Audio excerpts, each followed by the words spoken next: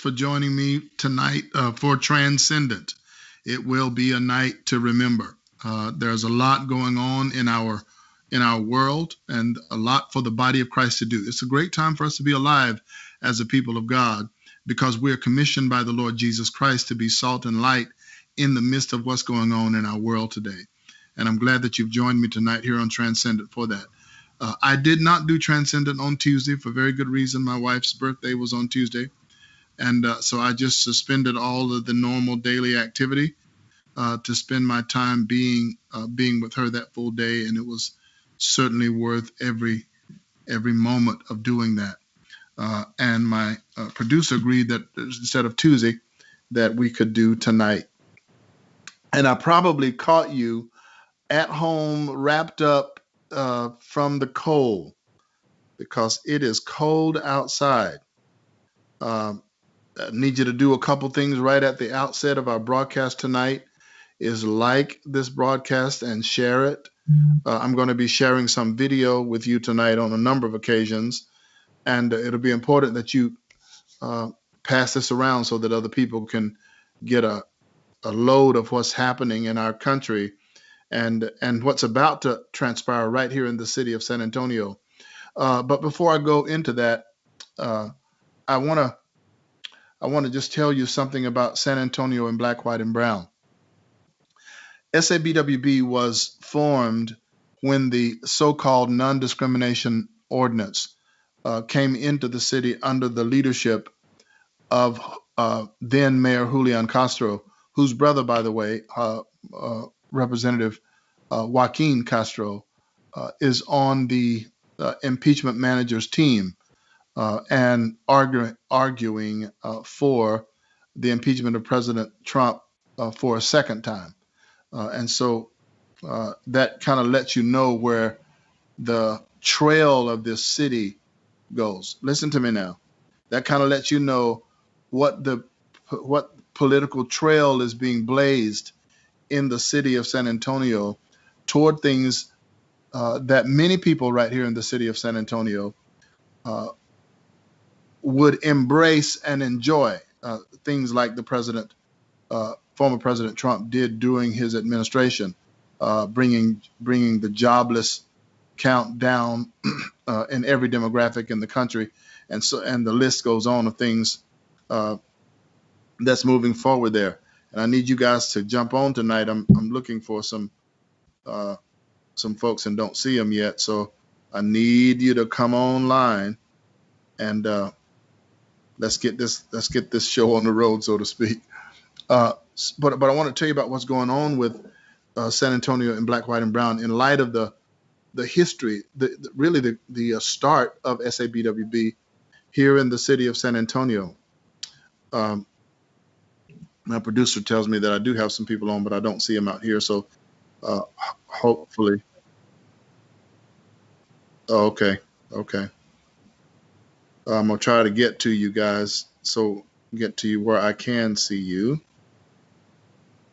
Oh, yeah, I was on another page. So here's what happens.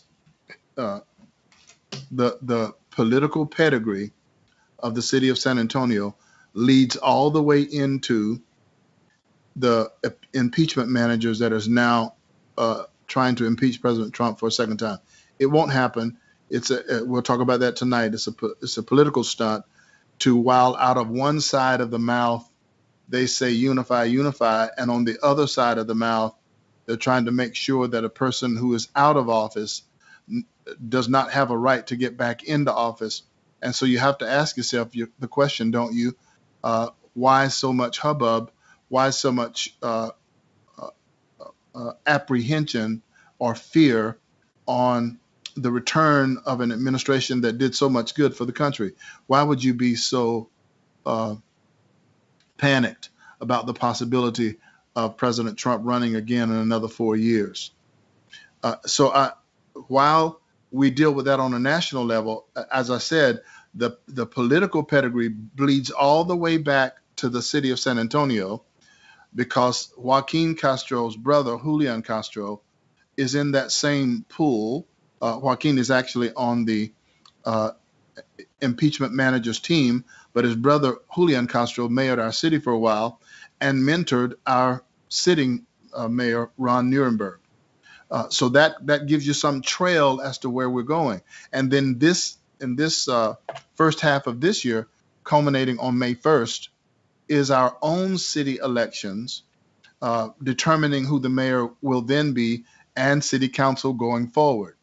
So San Antonio and Black, White, and Brown and other organizations have an opportunity to make change right where it counts. So I need to talk to everyone who was in the Alamo City Trump train. I need to talk to everybody who, although you were not in the train, you still endorsed the idea of the nation continuing on in the trajectory that President Trump's administration was leading it. I need to say this to you. Now, hear me real good right here. The national thing is taking on a different kind of battle. I'll say something about that tonight. But all politics is local. And those who deal in politics have heard that statement a million times. All politics is local. What does that mean? It means that whatever happens nationally has happened first at smaller levels, at the municipal level, at the city level, at the state level, and then it becomes a federal phenomenon. Now we'll see that, and we'll see a little bit of this tonight also, that with executive orders, a record number of them having been signed by this incoming Biden-Harris administration. A lot of that is show, because the effect of things cannot be wiped away with the stroke of a pen. And yet there are some things that all of these executive orders reveal the mindset and the directional flow that the Biden-Harris administration wants to take the country in the direction of. So I ask you tonight, the title of our show tonight is this what you really want? We're going to take a couple of our Transcendent broadcasts, probably this one tonight and some next Tuesday, to help just unpack that reality. Is this what you wanted? But for the city of San Antonio, SABWB, along with some other organizations, are turning our focus toward what needs to happen locally. Thankfully, SABWB, which was formerly a DBA of Faith Outreach Center International, the church that I'm privileged to serve as its senior pastor, but now SABWB, the door has opened, one, for us to establish an office. I went to see the offices today. We're grateful that we have found some office space, and we'll start occupying that space during the month of March. We have an executive director. We now have we are acquiring too as well a overarching 501c3. So I'm very, very happy about what's happening with SABWB. We need your partnership, of course. Only 1,500 of you becoming our partner at the $10 a month rate, and we just did $10 a month because it's easier for anybody to do. Everybody can reach $10 a month. Go to our website at sabwb.org, and you'll follow just a couple of simple prompts there, and you'll become our monthly partner. And we'll be able to get over into the backside of our website, where there is some training that is done for you. You'll have an opportunity to have a look at our mixers. You'll be able to view our tapes for the conferences that we have done in the past years. We will do a leadership teaching for you. We'll have a gift of the month back there for you, all of that. And then we'll enlist you in terms of you being salt and light in the city of San Antonio. So thank you so much for your partnership in advance. For those of you who are real tech savvy, more tech savvy than I am, you can do it right now on your cell phone by texting 84321. Text to that number the amount that you want to give, and it's so I'm really kind of taking a $10 offering tonight. You can put in 10, then provide a space and put SABWB. So it's 84321, the amount you want to give, and my recommendation is $10 this month, so that you can become our partner each month. 84321, 10 a space, and then SABWB.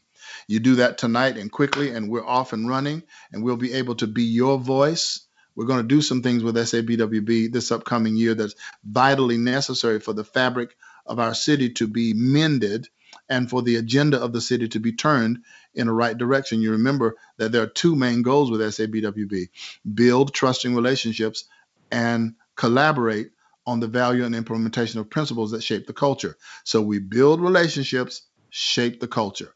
Build relationships, shape the culture. And relationships mean that every bone has to find his bone. Every member of the body, all of us together have to work. But you need a voice, you need a point man, you need an entry point, you need some knowledge, you need some direction. All of this, all of us feeling a certain way now. We know that the integrity of the elections have been compromised. You're going to see that here on this broadcast tonight also. And if that's not corrected, then we have no confidence going forward that no matter how much energy you may marshal in this in society, if the actual voting process can be manipulated so that the outcome is whoever's outcome they desire, then all of the energy is for naught. So SABWB will be your voice for voter integrity. We're going to be leading the way in that in this coming election. Therefore, we need someone totally devoted to that process, and it's partnership that makes that happen. So thank you for your partnership. This is not something we have to address on Sunday on a pulpit or a week show. We need someone every day devoted to the process to make sure that voter integrity is well established here in the city of San Antonio, and that our vote is not compromised, as we will see in this broadcast tonight. It has happened to a massive degree on the federal level, and someone will mockingly say, all those cases that went before judges and judges didn't hear it and all of that. Do you know how many of those cases were thrown out because of substance, no credible substance? None of them, not a single one. Those cases were thrown out because of standing, the lack of standing to submit it, or some other kind of procedural error, not on the basis of the substance of the information. Not a single case was thrown out because the substance was not substantiated. It was thrown out for procedural reasons. And all of that really speaks to how deep the swamp is, and how ready people are to jump on a single agenda and push it. I can't believe this is happening in our nation in our time, but it is. And since it is, that means you and I are here, appointed here in this time by God, to make the level of change that he is requiring us to make. Now, it's interesting to me that while this former administration, the Trump administration, fought this battle at a national level, that the battle has now come down all the way to the city. So we have to have a city that is willing to rise up, and we have to have a point organization. And for you, that point organization is SABWB. Your partnership, 1,500 of you, is all we need in the city. 1,500 out of a sea of 1.7 million. And there are many of you who a united front, a united and strategic battle has to be waged. And we are less than 70 days out now. May 1st is the day of our elections. So we have to hit the ground running. I'm glad that we have office space. I'm glad we have personnel standing by ready to do this 24/7.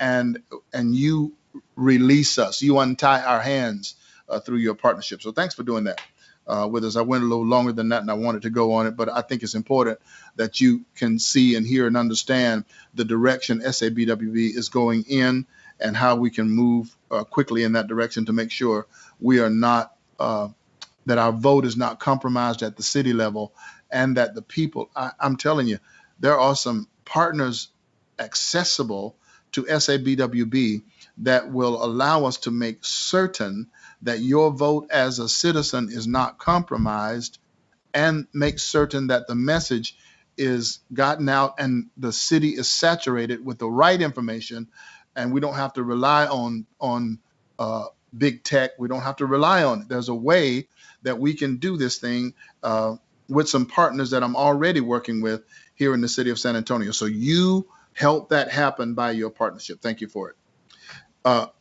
So tonight's subject was and uh, is this what you wanted? So I want to take you to a couple of pieces of video tonight. Uh, the first I want to show you is concerning our sitting Vice President, Kamala Harris. She was the district attorney of the state of California prior to, and then a senator, and now the sitting Vice President of the United States. The second most, arguably, the second most powerful person in the entire world. Should something happen to the president, if he's mentally unable to carry on, if like he says, these words came out of Joe Biden's mouth, President Joe Biden. He said, if she and I disagree, then I'll get some kind of terminal disease and I'll resign. That's what he said. If she and I can't come to agreement on something, then I'll get some kind of terminal disease and I'll resign. Those were Joe Biden's words. I'm not making it up. Just Google it. You'll see that those words came out of his mouth. So it's important that then we would then take a look, because he said, I'll get some terrible disease. There are some of us who already know that, looking at him and looking at the weariness and the tiredness on his face, that he doesn't have the energy, he doesn't have the stamina that President Trump had. He's several years older. I think he's 77, close to 78 years old. And then the weariness of his years and the degradation of his health, the decline in his health, I should say, is showing up. And he's just kind of now a puppet guy whose agendas are coming before him, and he's just signing off on them and doing them. And the possibility is that he cannot sustain that for very long, and then Kamala Harris would move into the presidency. So it bears weight for us to take a look at some of the actions taken by Kamala Harris.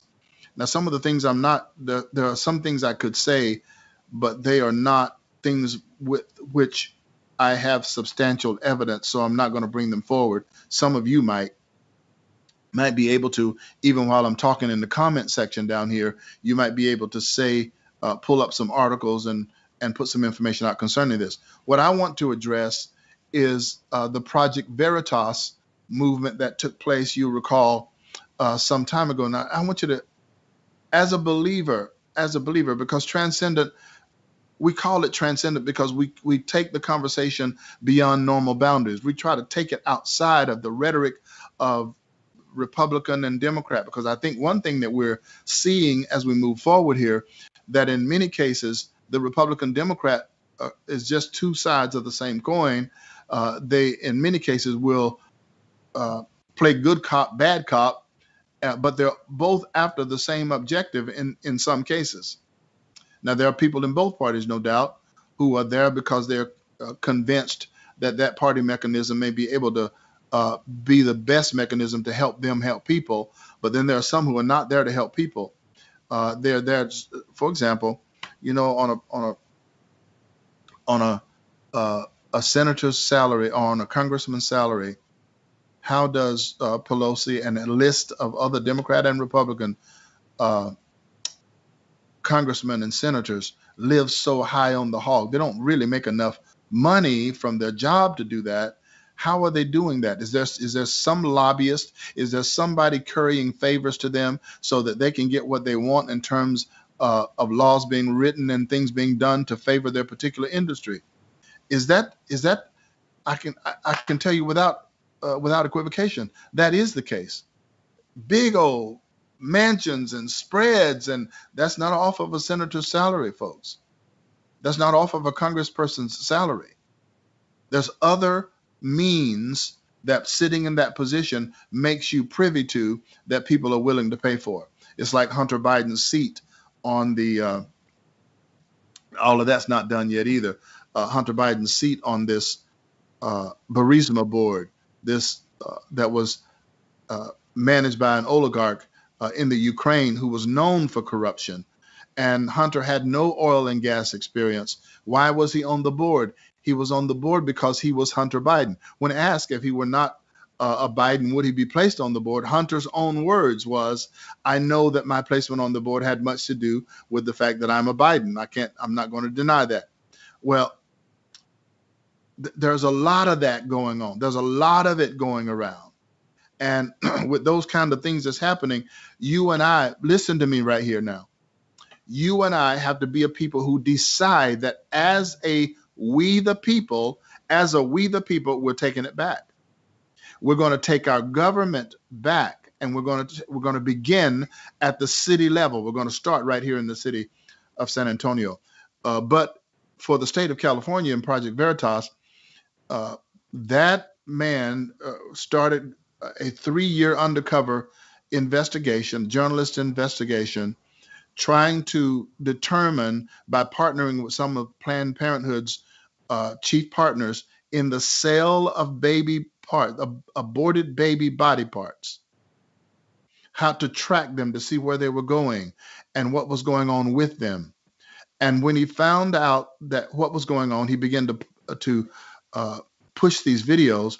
And I want you to take a look at this video and listen to this man's own voice, because this woman in this video that's being featured, Kamala Harris, is now your sitting vice president. Take a look at this, and I'll be right back.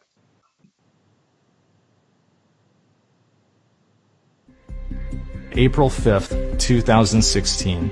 This is an idyllic Southern California spring day. As I'm walking out to take the kitchen garbage out, I turn around the corner and pass a big white windowless van. All of a sudden the door swings open and this tall uniformed guy steps out, and he has a piece of paper in his hands, and he says, "Are you David Daleiden?" And he says, "I'm with the California Department of Justice. We have a search warrant for your home." And he hands me the warrant. And I think to myself, oh gosh, what's going to happen next? So about 5 or 6 California DOJ agents started stomping through my apartment. The other 5 of them standing on the lawn outside. Some of them were armed with AR-15s. Some of them had canine dogs with them. They had come for me. In 2013, I began and orchestrated an almost 3-year-long, very in-depth, comprehensive investigative journalism study about the harvesting and trafficking of body parts from late-term abortions. There's multiple violations and multiple issues that you very quickly start to learn about when you look into it. There's the basic problem of selling body parts, where you're basically creating a system, creating transactions, creating business relationships that incentivize the objectification and the destruction of human beings in order to keep the business going.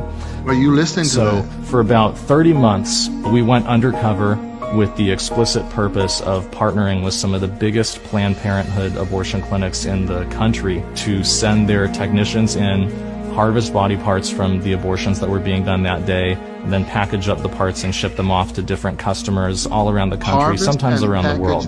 In July of 2015, we began to release the Undercover video series. I had been hoping that this was something that would, that would maybe generate 100,000 views or something. Instead, what happened was even bigger than I could have imagined. Within less than a week, we had close to 3 million views on YouTube of the first video, and multiple congressional committees announcing that they were launching federal investigations of Planned Parenthood's involvement in fetal trafficking and fetal experimentation. The truth got out there, and the words of Planned Parenthood's own leadership describing their organization's participation in these activities went viral and was being publicized for the whole world to see. Looking back on it from the information that we know now, I now know what was going on was that Kamala Harris, at the explicit instruction of Planned Parenthood, had targeted me, and me alone, among all undercover video news gatherers in the state of California, to enforce the California video recording law against me and to punish me for speaking the truth about her powerful campaign donors at Planned Parenthood. What we've come to learn in the years since, just 2 weeks before serving the search warrant on my home, Kamala Harris had a secret meeting in Los Angeles with several top-level executives of Planned Parenthood in California. We then found out from the California DOJ investigator reports that Planned Parenthood's top lawyer in California, had specifically instructed the California DOJ agents that Planned Parenthood wanted the video equipment and the computers that I was using to publish the videos to be seized, in order to shut me up, in order to prevent me from continuing to publish the truth about Planned Parenthood's involvement in fetal trafficking, and in order to punish me for speaking out with a message that was disfavored by Planned Parenthood and by Kamala Harris in the state of California. I think what people have to understand about organizations like Planned Parenthood and about their political backers like Kamala Harris is that they're shameless, and they will do whatever they have to do in order to promote their agenda. They'll say whatever they have to say, and they are not afraid to use every bit of power at their disposal to force their agenda through. Kamala Harris is the single greatest threat to First Amendment civil liberties that our country has ever seen. If Kamala Harris is elected to be a heartbeat away from the highest office in the United States of America, you will have someone in the White House who has a radical contempt and disrespect for First Amendment civil liberties, someone who believes that she's entitled to use the powers of her office in order to punish the viewpoints of citizens who disagree with her. Well, that is your sitting vice president. When that video was made, she was not yet the vice president of the United States. She now is, and many of you voted to put her there. The woman who will partner with an organization that funds her. Planned Parenthood funded her. She carried a favor for that funding by targeting this man with men with guns to go in and seize his property and to shut him down. Now listen, I'm talking about this happening in the United States of America, and many of you voted for her. Is that really what you wanted? Is this the kind of regime? Is this the kind of leadership regime that you want to be actively leading the United States of America? And Vice President Harris is, as the gentleman said in the video, is one heartbeat away from rising to the arguably the most powerful seat on the planet. And if she will, as the chief law enforcement officer for the state of California, if she will use her powers to do that in the state, what would keep her from doing it when she has more power?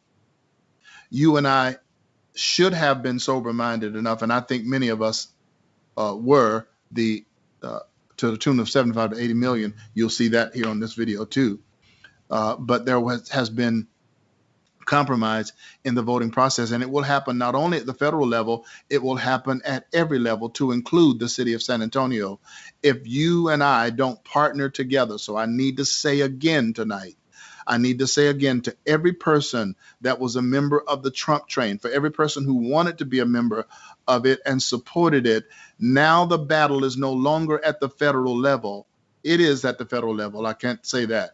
It's a strong and harsh battle at the federal level, but the battle cannot, all of the energy that cannot now be focused in Washington. It now must come home to San Antonio, and right here in our own city, we must take up a collective strategic effort, a lot of it from every person, a lot of volunteerism, a lot of strategy. We'll at SABWB, we'll be putting out some things over the next week and then the weeks following. In fact, I want to stop right here to remind you. I said right here like I'm from North Carolina.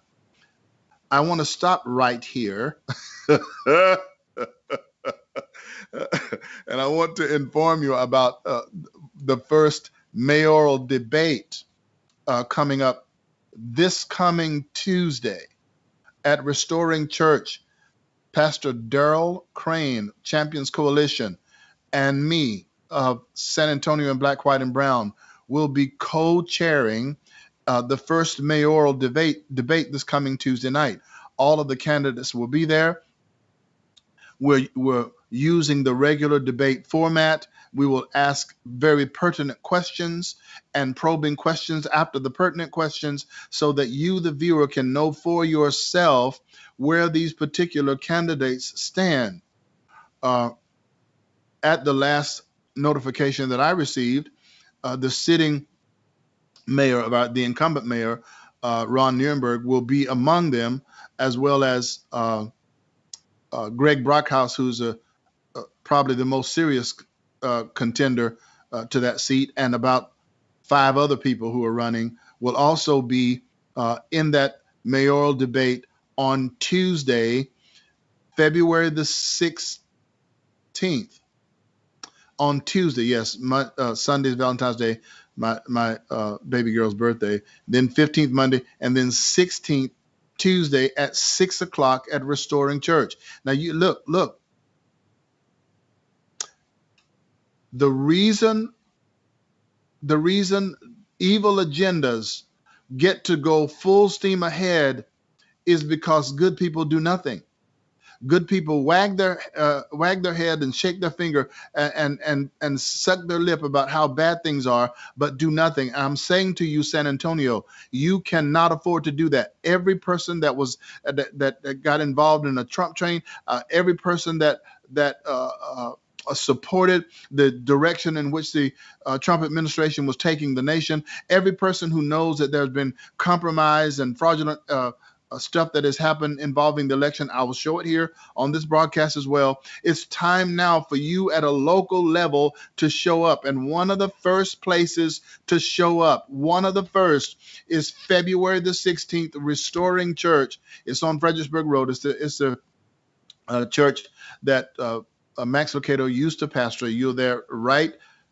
So like a quarter of a mile up from the Fredericksburg and Medical interchange, there on the right-hand side as you're going out toward I-10 on Fredericksburg Road. So make sure you're there this coming Tuesday night at 6 o'clock for the first mayoral debate in our city. I'll be co-chairing along with Pastor Darrell Crane. We'll be asking the questions of the mayors to make sure that we can ferret out the pertinent information and choose the best candidate to lead our city. Not only is the mayor's seat important, but if the mayor doesn't have a complement of people that can help him move the city in a proper direction, then his hands are tied. So not only does the mayor's seat needs to be looked at, but so do a good quorum of the council seats also need to be looked at. Action has to be taken at the grassroots level. Because it's Black History Month, the month of February, I'm reading through the section of my library where Dr. Martin Luther King Jr.'s books are. He was 39 when he was killed in April of 1968, about 6-something in the afternoon. A shot rang out, and on the balcony of the motel where he was staying, the Lorraine Motel, I think it was the name of it, and it struck him dead. But God used his life to put out some information and some insights, which I find to be stirring reading all the time, but especially during Black History Month. It causes me to refocus again and causes me to be able to pinpoint some energy toward moving toward a biblical sense of justice, not this social justice that has everything attached to its coattails, but to the biblical sense. And in looking at his material, one of the best books, I think the best for me, and he's written a lot of good books. He wrote 6 in his 39 years of life. Spent 21 of those 39 years in school studying. That is elementary and middle, high school, and then after that, on to colleges and universities, ending in his doctorate degree in Boston. So not without going through Morehouse, of course. So there is a lot to be said there, and a lot of insight to be gained, and we are actually using that as a model, if you will, going forward to bring together the kind of coalition and the kind of activity that needs to take place right here in the city of San Antonio so we can lead from this city going forward. Now, there's a lot of things that will be happening in this city, but certainly one of them is our attention to what is happening politically. SABWB is not a political activist organization. We're an organization that seeks to collaborate with all the spheres of influence, but that does not exclude the political either, because the political will touch everything else. So we're moving forward to get those things done. The next video that I want to show you, let's see. Let me go to, let's see, where do I go here?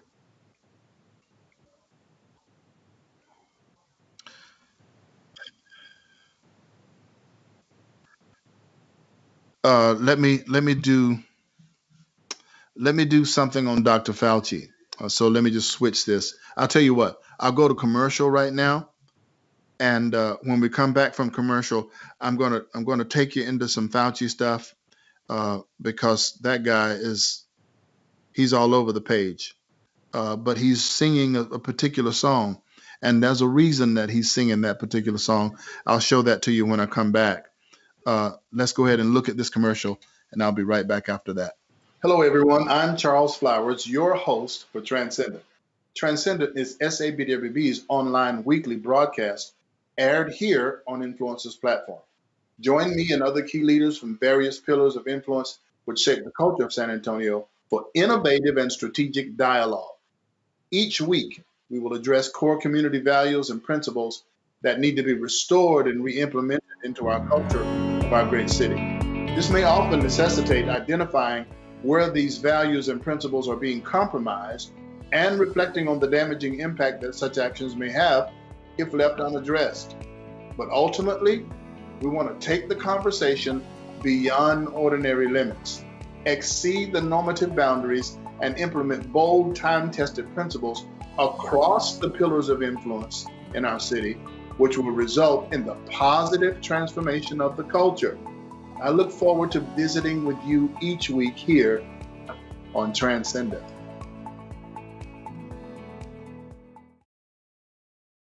So thank you. Thank you for making this something that you watch on Tuesdays. And it's just Friday night tonight, but we didn't watch Tuesday because I was courting my wife on Tuesday. And tonight we're back and ready to get in the midst of all of this with you. I want to take you to some conversation dealing with COVID-19. We will have a forum on COVID-19, and the forum will be entitled COVID-19 is Real. COVID-19 is real. There'll be some leaders from the community and abroad that will be able to speak to these issues directly, because it's not the figment of someone's imagination. COVID-19 is real. How real is it? It'll probably be like COVID-19 is real, ? Because it's a real virus, but it's not a virus that has moved from animal to human without some assistance. Now, the video that I'm about to show you now pinpoints, targets with precision how Dr. Fauci was involved in that on both sides of it. Now listen to me, listen. You will see in the video that he's involved on the developmental side of the virus, and he's involved on the vaccine side of the virus. Now, folks, doesn't that tell you something? Or are we so sold on the fact that everything that comes from the news is the truth, and everything that contradicts that narrative is conspiracy theory? Are we there as a people? Is this what you really wanted? Is this, when you voted, is this what you really wanted to happen? That the dissenting voice of any opinion is pushed out? For example, let me just let me just rant here for a little bit concerning Mike Lindell and My Pillow. He's the founder of My Pillow. 22 major corporations have dropped supporting Mike Lindell and his things, his manufactured goods. Kohl's, Kroger. I found HEB's on the list. I don't know what they're boycotting for. I don't think they have any Mike Lindell things in there. But the corporate business world putting a squeeze on a man who took 2 hours segments throughout the day to show the evidence that something happened in terms of the compromise of the vote for presidency of the United States. And there are 2 cases that are still alive with that. One, you'll see today, Dr. Shiva in the state of Massachusetts has shown it, and the state judges have responded to him. Those cases are still alive. And we don't know how far they will go and what the outcome of them will be, but it's at least the notice of it is getting into the realm where something could be done about it if they make a wise choice to do so. Otherwise, we're buried underneath bureaucracy and we're buried underneath manipulation like that of Dr. Fauci. Take a look at this video. And when I come back, I'm going to actually be commenting through the video. But I want you to hear certain pertinent things, namely about the money trail. Let's take a look at the video together. Let's see what they did with the Fauci money.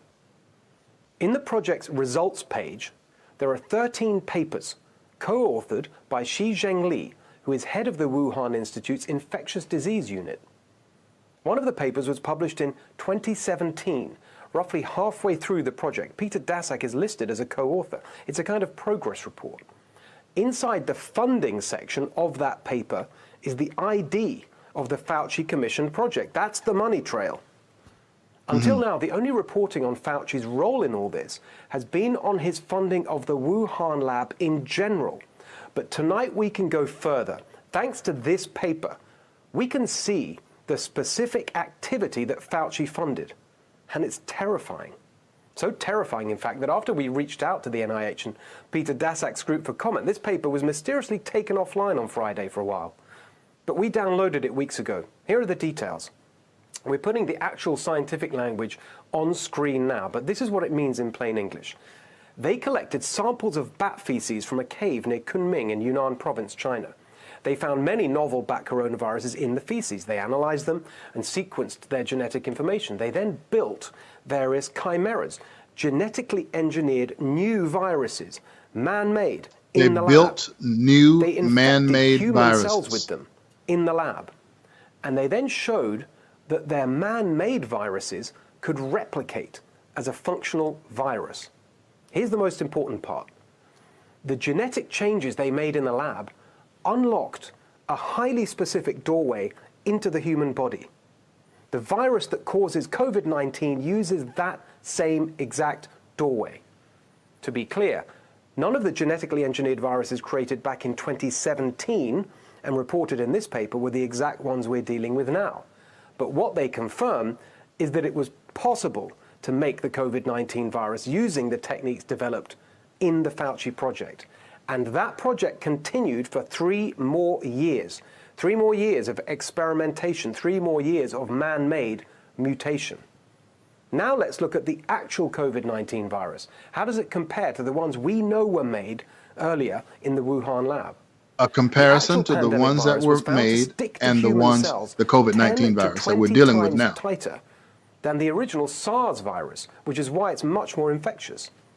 Scientists would expect increases in infectiousness to happen through cycles of mutation, but with this virus, it was there from the start. In a paper published in February 2020, Shi Zhengli confirms that the backbone of the pandemic virus matches one from the Wuhan Institute's library of collected samples.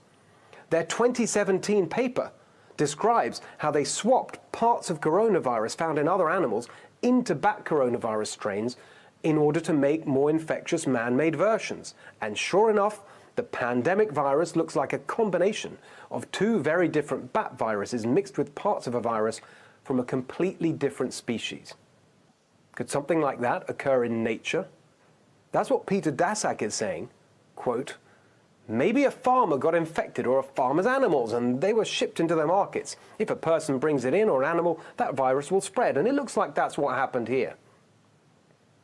If we're to believe that natural origin story, here are the coincidences that would have had to happen.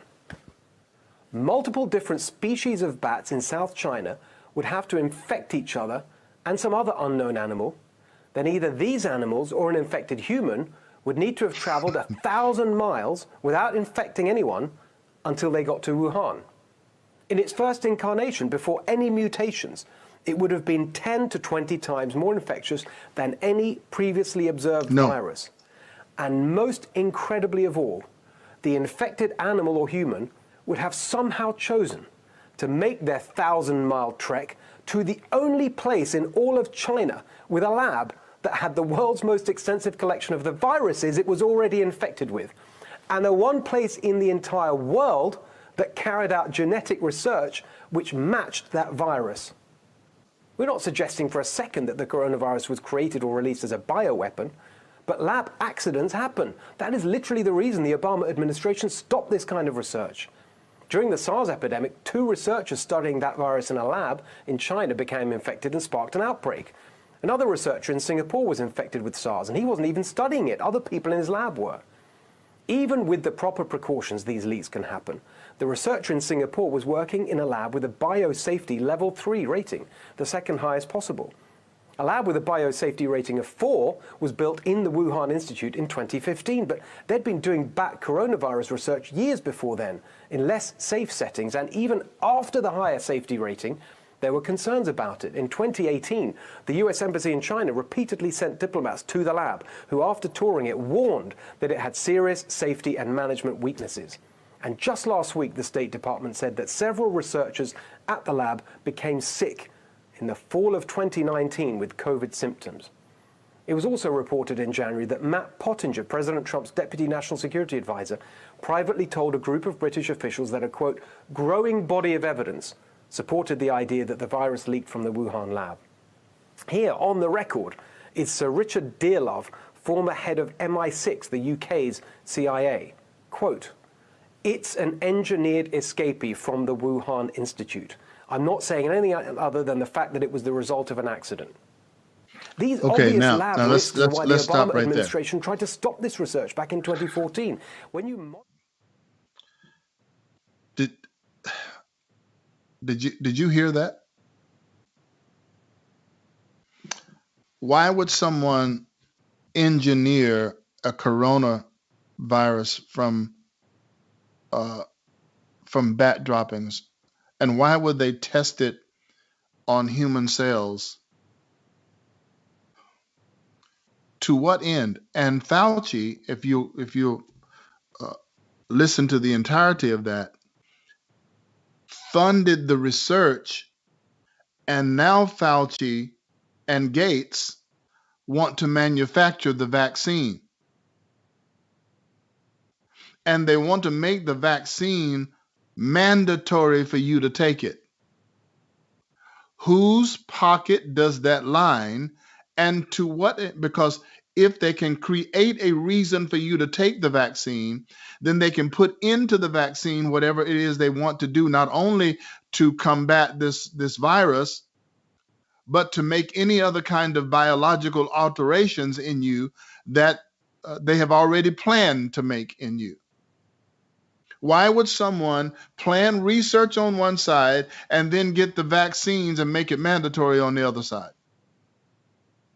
This is the level at which deception reigns in the different spheres that shape the culture. And I'll just tell you this, things that are existential, like your health, like water, like the plenitude of food, weather issues, all of those things that bear down on your existence, your ability to exist comfortably as a person, to break into what Maslow would call the basic hierarchy of needs, those things that help you exist. If they're threatened, fear level raises And when the fear level rises, manipulative process also can arise. When the fear level rises, you can be manipulated into giving up what you would not normally give up if you were not fearful. So you and I have to be at least aware of the fact that this is what's happening before our very eyes, and not just aware of it. The body of Christ should be praying. This is why we are praying. There are many things done in this city. We're praying every Sunday night. A group of churches are meeting together this coming Sunday night. It will probably end up being a virtual prayer meeting because the weather is supposed to be down into the low teens this coming Sunday night. But you'll know more about that as we move on into the week. But that's why prayer must be at a top priority in the body of Christ. That's why prayer must be on the agenda. That's why, believers, you cannot continue to live your life the way you live it and then expect something to change when there are a few, an elite few, that has all the energies that they're putting forth to promote their evil agenda. And they can do it because of our passivity.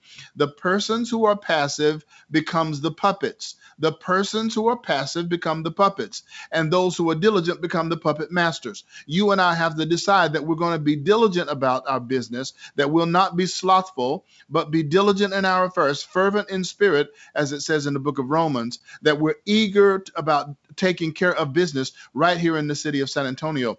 And the one way you can help, not the only way, but one of the ways you can help make that happen is by becoming an SABWB partner. Folks, I'm listening. I'm using these things to marshal us to action, because if we don't act, this agenda will roll right over us like a steamroller.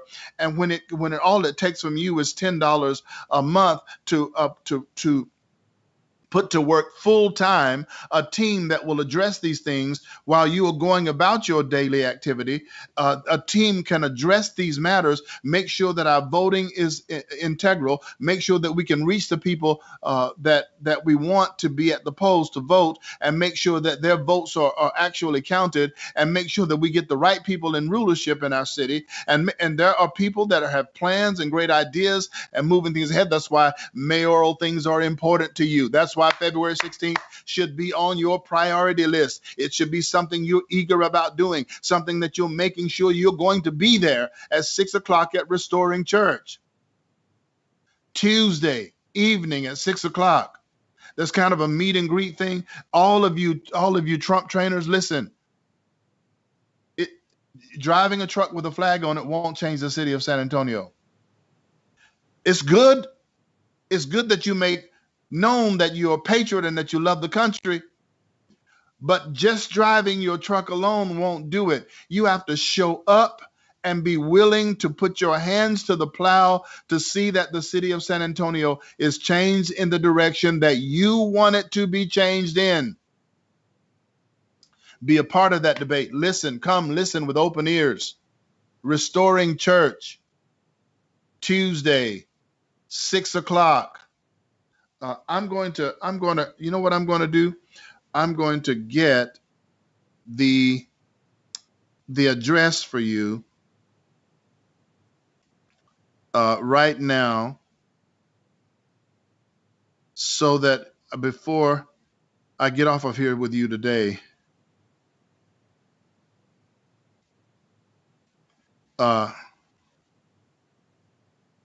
you can have it and you can make sure that you are there.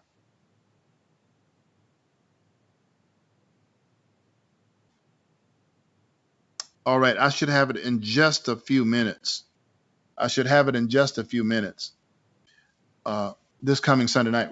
But prior to me, I'm sorry, I said Sunday night. It's Tuesday night. This coming Tuesday night. I want to show you one other video tonight. Bill Maher makes it real plain as to what is going on with those who are pushing this particular agenda and who actually their targets are. Now, I'm going to go to commercial before I do that, giving you opportunity to go get a drink of water or something and come back, get your notepads, because we need to talk through what is actually going on here, particularly if you're a member of the body of Christ, what Bill Maher has to say to you and about you is of importance. But let's go to this commercial, and then afterwards I'll come right back. Hello, everyone. I'm Charles Flowers, the founder of San Antonio in Black, White, and Brown, also known as SABWB. SABWB is the premier leadership space where influencers from every race and position and perspective converge to build relationships and collaborate on the implementation of principles that shape the culture. SABWB is your voice speaking aloud for integrity, for justice, and transparency and truth in our city. SABWB is your platform for collaboration, leading to impact and transformation. SABWB is your presence in the marketplace of ideas in business and politics and education, sports, entertainment, health and wellness, media, and the church. SABWB needs your partnership as we together transcend the boundaries of race and class and build a kingdom culture here in San Antonio. Partnership is only $10 a month, easy enough for all of us to participate. Many of us doing a little will have major impact in our city. To partner, go to sabwb.org or text SABWB space your gift to 84321. Thank you in advance for joining in the transformation of our city. You and I are ordained and destined to be the transformers. I want to correct some texting information. The number is 84321 that you text to, but you put the amount first, the $10 amount first, space SABWB. And that will allow us to have a team of people, very qualified and eager people who will address this 24/7. A pastor like me, we don't address these issues 24/7. There is a flock we have to take care of. There are things pertinent to the particular vision of our house that we have to take care of. There's a wider scope in how we feed into the big C church in the city that we also must be careful about. There is a need, therefore, for specialized ministry going forward, and SABWB is that.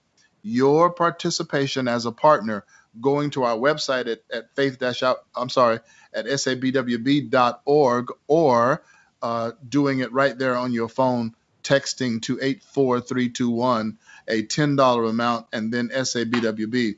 If you text a $10 amount, we're going to contact you and make sure that you not only want to give that $10 one time, but you want to become a monthly partner with us and allow us to be able to be your voice 24/7. So when you are at work and when you're at home and when you're doing your stuff, you know that SABWB is on the job for you, doing what is required to make sure that your vote is counted, that the process is not compromised, to make sure that good candidates are vetted and that you have an opportunity to hear them and to be in contact with them. And then when you vote, that you can actually, we're working on a way to validate that vote. So much going on that needs to happen immediately. So I don't need you to wait on this. I need you to just act tonight. 84321, $10, the space, and then SABWB gives us an opportunity to get that done. So if you were in any way confused or undecided as to why there is such a pinch taking place from big tech and from the political arena, the Democratic establishment mostly, if you were in any way undecisive as to where all of this is going, Bill Maher kind of squares up for you. He's a very arrogant fellow in my estimation, one who likes this quasi look of intelligence. It is quasi, but says things that are denigrating and insulting to whomever group it is that he wants to spotlight. And of course, he has the triggered and trained audience to endorse all of his foolishness. But I want you to take a look at what he says is, what is this all really about? And before we go here, I'll remind you that Jesus said in Matthew chapter 24, when he's given us a prophecy concerning end times. He says something about all men hating you for his name's sake. You remember that? In Matthew, the 24th chapter. Let me flip there right quick while this video is getting ready to come up. It says in verse 10, and then shall many be offended and shall betray one another and shall hate one another, and many false prophets shall rise and shall deceive many, because iniquity shall abound, and the love of many shall wax cold. But he that endureth to the end, the same shall be saved. And then he says, this gospel of the kingdom, verse 14. He said, the gospel of the kingdom. It's the gospel of the kingdom that shall be preached in all the earth. And then shall the end come. He says, later, he says, you will be hated. Yes, in verse 9. Then shall they deliver you up to be afflicted, and shall kill you, and you shall be hated of all nations for my name's sake. Those who will unequivocally name the name of Jesus in the midst of people. I had believers tell me, just preach love. And my answer to them, my response to them was, look at the ministry of Jesus and then tell me to preach love. Because Jesus didn't just preach only love. He addressed the issues of his day. Religious people mostly. But he addressed the issues of his day even broader than that context. Jesus began with a message of the kingdom, and he taught that message of the kingdom for 3.5 years. He was crucified unjustly, the just for the unjust, that he might bring us to God. He came back from the dead, met with the disciples after the resurrection, start preaching the kingdom to them again. The kingdom of God was the totality of the message of Jesus Christ. And he said in Matthew chapter 13, verse 33, he says, the kingdom of heaven is likened unto a woman who took leaven and hid it in 3 measures of meal until the whole thing was leavened. And then he didn't say any more. In one verse, he succinctly gave the mission of the body of Christ, and that was affect the whole thing. So be sown into it and affect the whole thing. Bring the change of the kingdom into every aspect of life. That includes the political arena. So I want you to take a listen at Bill Maher now as he kind of boils down, for those of you who may be undecisive or unclear, as to who's actually being negatively looked at, who's actually being negatively targeted. Here's Bill Maher. Democrats want us to believe that they're just after that Congress lady, or they're just after Trump. The video. Or they're just after, I don't know, there's always someone they seem to be just after. Just one more person, and then they'll respect us, then they'll like us, right?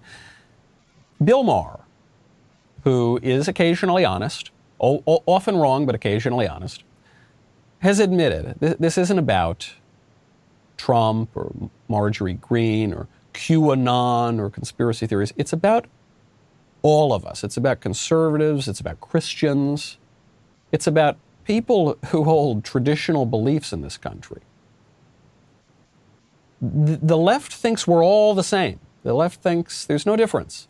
I've mentioned this on the show. You notice how they don't say alt-right anymore. The alt-right, whatever that, at one point I think it did have a real meaning, but now it doesn't really have any meaning at all.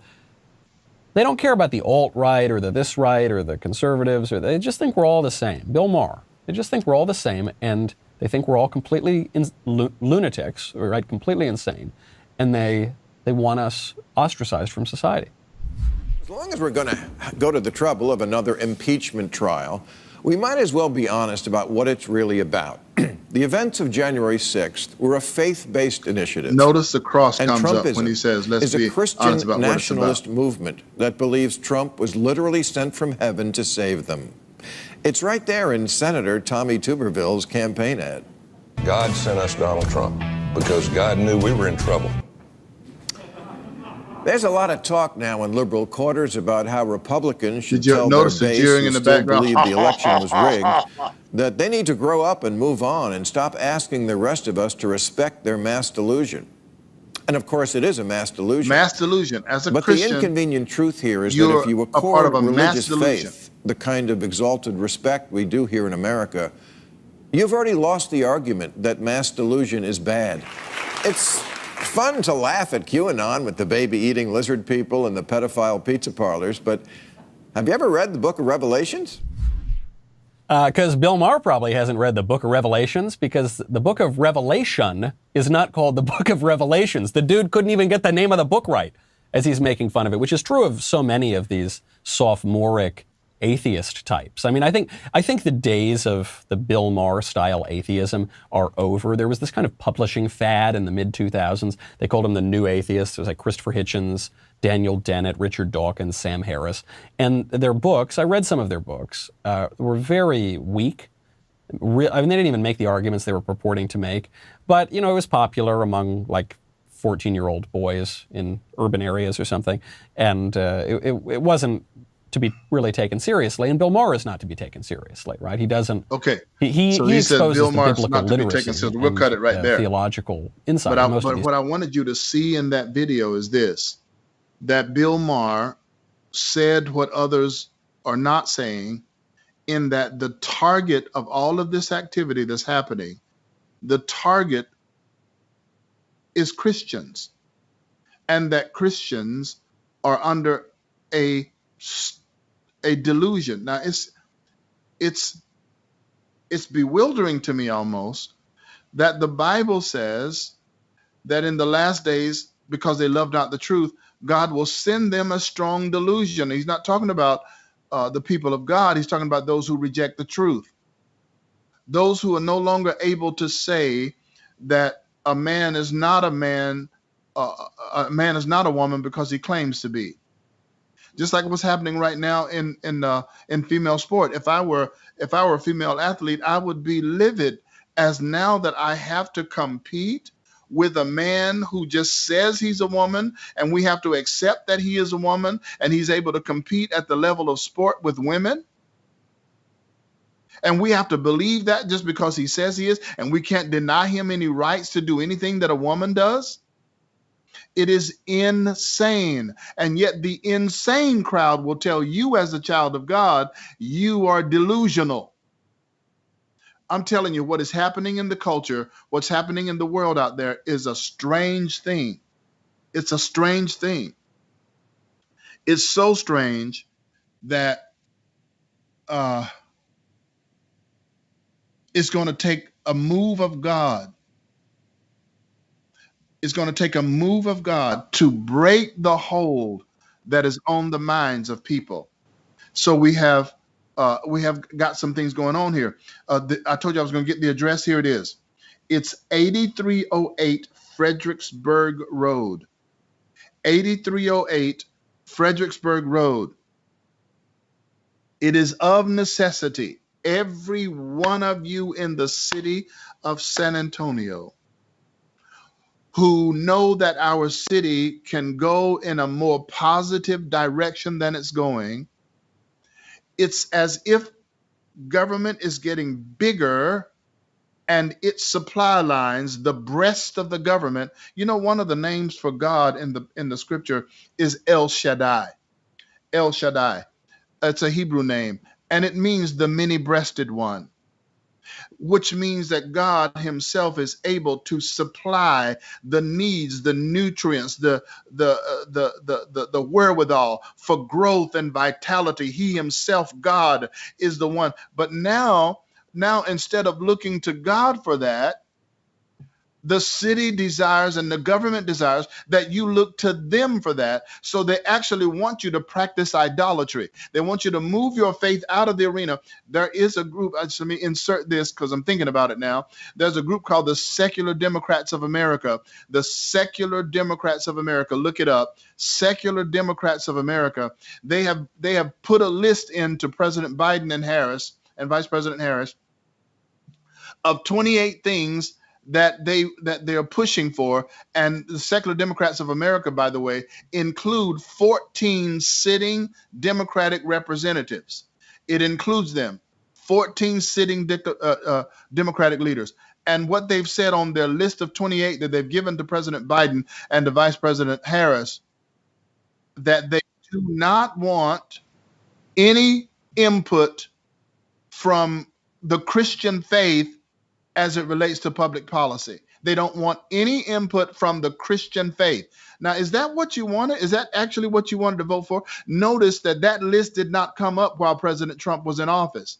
That list would not have even been thought to be approached to this to the Trump administration. But as soon as Biden and Harris got into office, the secular Democrats of America floats this list to them and make this a part of your working policy, which includes 14 people that are already sitting representatives, that we don't want any input about public process from a Christian perspective. Is that what you wanted when you voted for Biden and Harris? Is that what you wanted, a regime that would entertain that idea? Because that idea never floated forward in the 4 years that President Trump served as president of the United States. Is that what you wanted? Is that what you wanted? Because it's what you got. And there were those, and I'll say this to you too. I'll say it's what you got, but it's not really what you got. I'm getting ready to go to a video here with Dr. Shiva. Dr. Shiva is the only one who has put forth cases in the judicial system citing voter irregularity that has not been kicked out of the system. He ran for I think it was senator in the state of Massachusetts. He's either a congressman or a senator. And he had an army of volunteers all over the state. You couldn't go anywhere without his stuff being up. And listen to this now. This is important for you. He ran against another Republican in the Republican primaries. The Republican that he was running against made no effort to get out at all. He was a no-name. Nobody knew anything about him. Shiva stuff was everywhere. And when the votes started to come in, you will hear him say this in a moment, in the one county where the ballots were counted by hand, Shiva won. But in the other counties where they were counted by voting machines, he lost pretty much to the same degree, 60-40, 60-40, 60-40 for his opponent, 60-40, 60-40, 60-40 for his opponent. In every community, in the Black community, in the Hispanic community, in the Indian community, he's Indian from India, all of those. But in every community other than the one that was counted by hand, he lost to the same degree. Now, I want to take you into this video. I want you to listen carefully, because this is not only happened in Massachusetts, but it can happen right here in the city of San Antonio if organizations don't come forth like San Antonio and Black, White, and Brown and others. We're not the only thing going. In fact, this meeting to be held this coming Tuesday night at 6 o'clock at 8308 Fredericksburg Road, 8308 Fredericksburg Road. Be there at 7 o'clock. Listen, don't put a flag on your truck. Don't drive up and down the street. Don't honk. Don't paint nothing on your truck if you're not, or your car, if you're not willing to roll your sleeves up and do something about making sure that the people who come into office in this city, both in the mayor's seat and in the council seats, are people who are not going to swallow what is coming from Washington. They're not people who are going to, there'll be people who will work with the leadership of the state, but people who would even refuse to work with the leadership of the state if the state led the state of Texas in an untoward direction. Thankfully, we have a good leadership at the state level, and it needs to be complemented at the level of the city of San Antonio. So I want you to listen to this now. This is Dr. Shiva. The guy's going to introduce him. And then he's going to come on and say what happened to him in Massachusetts and this algorithm thing mostly. And I want you to notice his research indicated that his votes were multiplied by a certain number. I want you to note the number. And his opponent's votes were also multiplied by a certain number. Here's Dr. Shiva.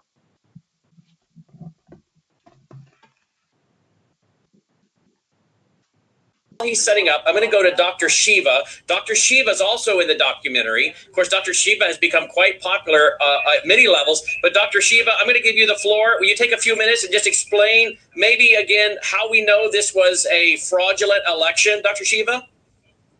Yes, how are you doing? Great, Brandon? great. Go right ahead. So you want me to talk about Massachusetts? Yeah, right? Great. Yeah, so to everyone listening, many of you may know that I ran for United States Senate in Massachusetts. We had 3,000 volunteers on the ground. This was in the Republican primary. 3,000 volunteers on the ground, 10,000 lawn signs, 20,000 bumper stickers. We were everywhere. You cannot not come to Massachusetts and not know who Dr. Shiva was. The GOP establishment, Brandon, as we talked about in the documentary, ran a guy who was nowhere to be found. And essentially the goal of it was to make sure that I would not destroy Ed Markey, who's a Democrat, who's been in there for nearly 50 years. So that was the plan. Well, but we were everywhere to be found on September 1st when the primary results come in. This was what was fascinating because I didn't think election fraud took place in the United States. And you hear about it in third world countries. And we find out is the following: on September 1st in Franklin County, which is a county of Massachusetts where nearly 80% of the votes were hand counted, paper ballots, I win by nearly 10 points. In every other county, Brandon, it was 60-40, 60-40, 60-40, 60-40, 60-40. That exact ratio, near exact ratio in every other county. To a guy who, in black neighborhoods, Hispanic neighborhoods, to a guy who was non-existent, no real organization, no lawn signs, etc. And that's when I realized something is absolutely wrong. As a scientist, as an engineer, the deviation was so big. So by September 9th, I had figured out that these electronic voting machines in the United States, starting as early as 2002, and in the Diebold voting manuals, it clearly says on page 2-126 that there's a feature called the weighted race feature. What that means is computer algorithms. They allow for computer algorithms to multiply votes. So if you got 1,000 votes, I got 1,000 votes, it can multiply your votes, let's say by 2, my votes by 0.5, right? So you get 2,000 votes, I suddenly, mysterious guy, lose 500 votes, I only get 500 votes. Well, what we found in Massachusetts was that this anomaly took place, and one of the clear evidences in electronic voting machines, Brandon, when you take that paper ballot, right, and it's not hand counted, you put it in these electronic voting machines, what occurs is a ballot image is created, right? That ballot image is a picture of that paper ballot. And then the machine uses its technology to actually do the counting. So what people need to understand is the ballot is not counted by a human being. It's not a paper ballot. The ballot is now a digital image, a ballot image. That is the ballot. And that's what is used by the electronic voting machines to do the counting. Therefore, if you want to show the existence of these computer algorithms, you need the ballot images. So on September 9th, I went to the Massachusetts Secretary of State and I said, I want the ballot images, I want the log files, which, by the way, according to federal law, they have to save for 22 months. Well, it turns out they boldly tell me on September 24th that they deleted the ballot images and that they can do that pursuant to Massachusetts law.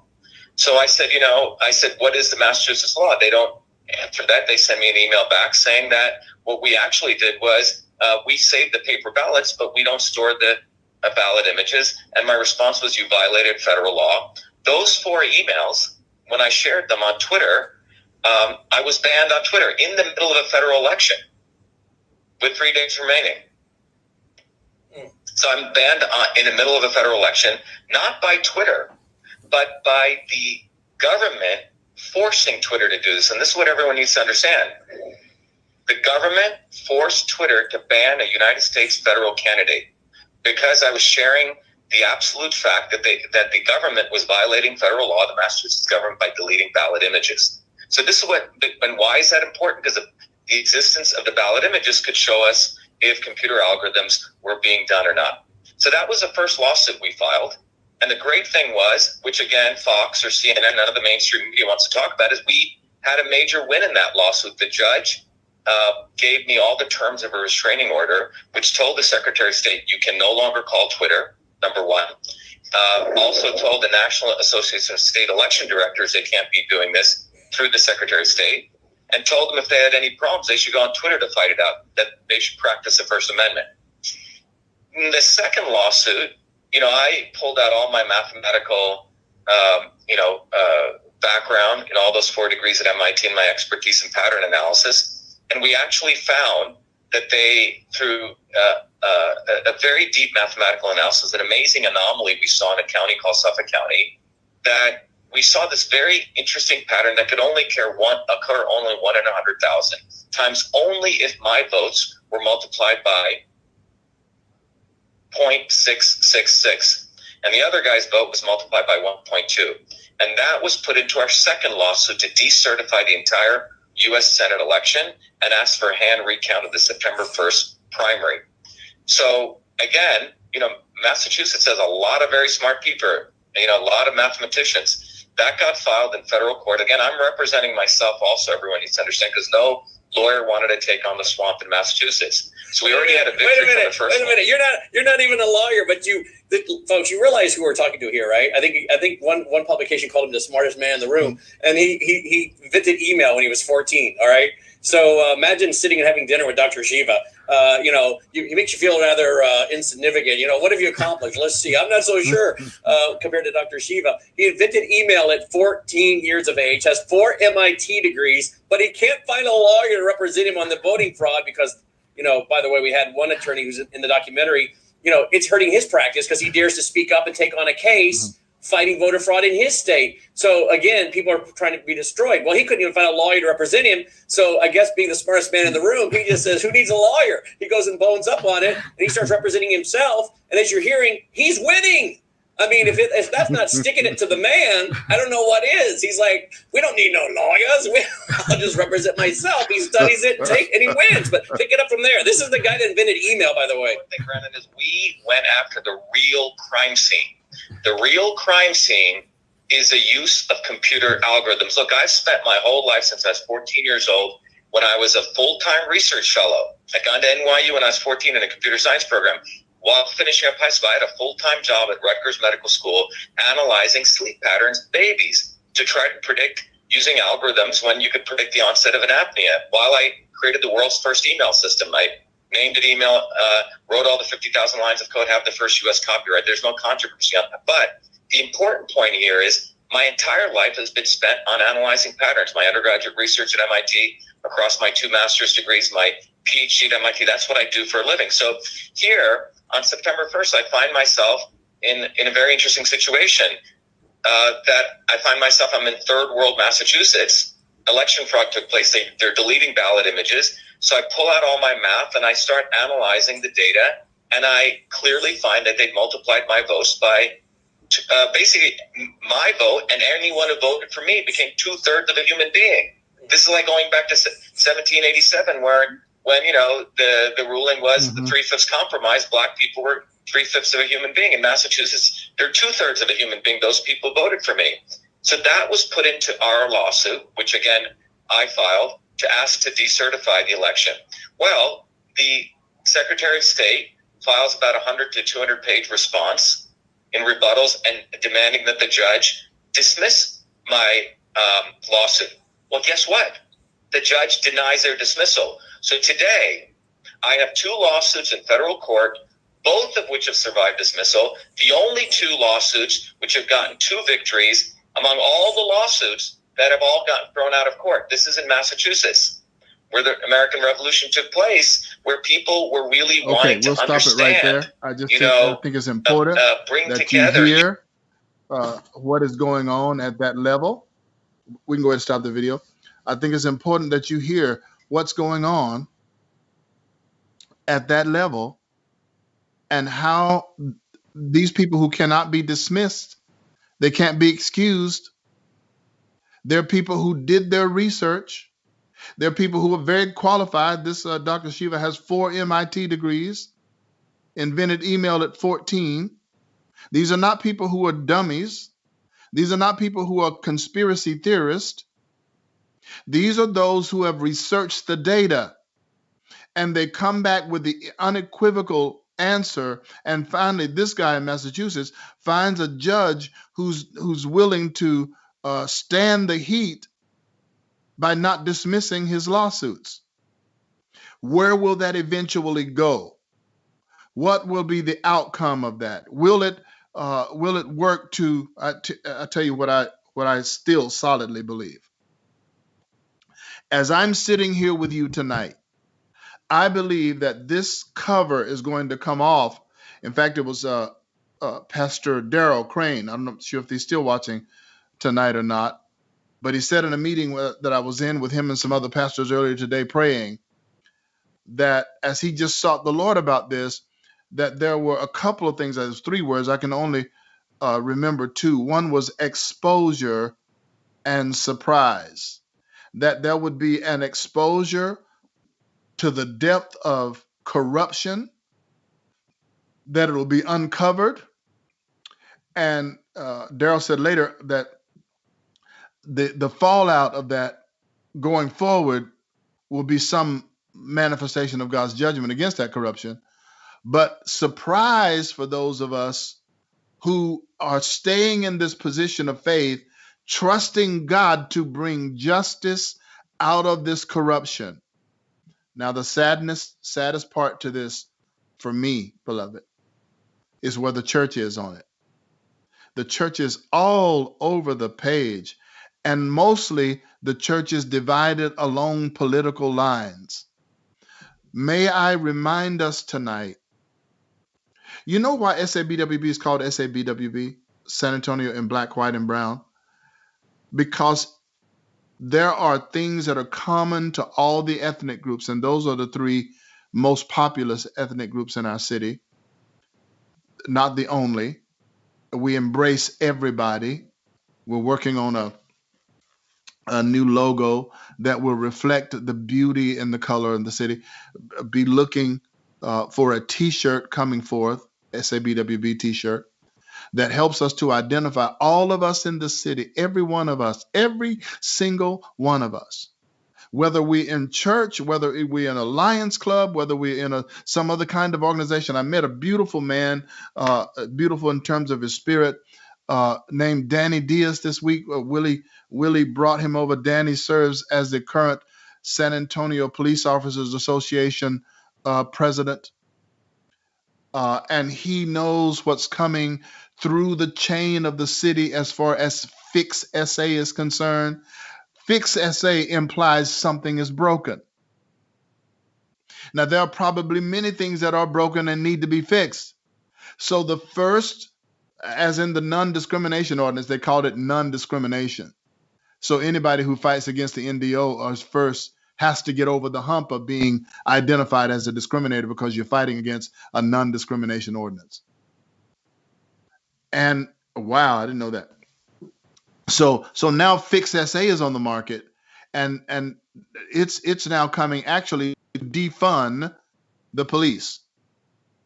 And if there's any community, it's drug-riddled communities that need the proper presence of a police force in their community, not the police force that will threaten them. I talked with Danny about that this week. Going forward, we'll be hand in hand with the SAPOA, looking to make sure that the kinds of policing that is done across the city of San Antonio in every community is the kind that is welcoming and aiding, rather than the kind that is destroying relationships and destroying lives. These are tough conversations to have, but Danny's willing to have them. Chief McManus I've talked to on a number of occasions. He's willing to have such conversations. But when you have elements in city leadership that only wants to push a certain agenda at the cost of any and everyone else, because you see, here's the thought. This elite class of people believe they know what's best for you and me. We are too uninformed. We're too ignorant to know for ourselves what is best. So this elite scholarly class knows what's best for us, and they'll drag us into this utopian future kicking and screaming. We're kicking and screaming because we don't understand the beauty of what they're leading us into, and that once we're in it and experience it, that then we'll look back on them and say, oh, what great leaders they were to move us out of the quagmire of our antiquity and in our thinking and move us into this glorious utopia that we are now in. Thank you so much for overlooking our ignorance and forcing us into this grand utopia. I'm telling you, this is what that elite class feels like. Senses about you and me, but you and I have to be a people who decide that we are the people of the Constitution, and that the investment of power in the way life happens in a city is not in an elite few, it's in the hands of you and me. That's why you have to act. Okay, I'm going to close. I've been on here an hour and a half today. I didn't know that. Thanks for hanging with me. But share this, share this, share this. San Antonio and Black, White, and Brown need your partnership.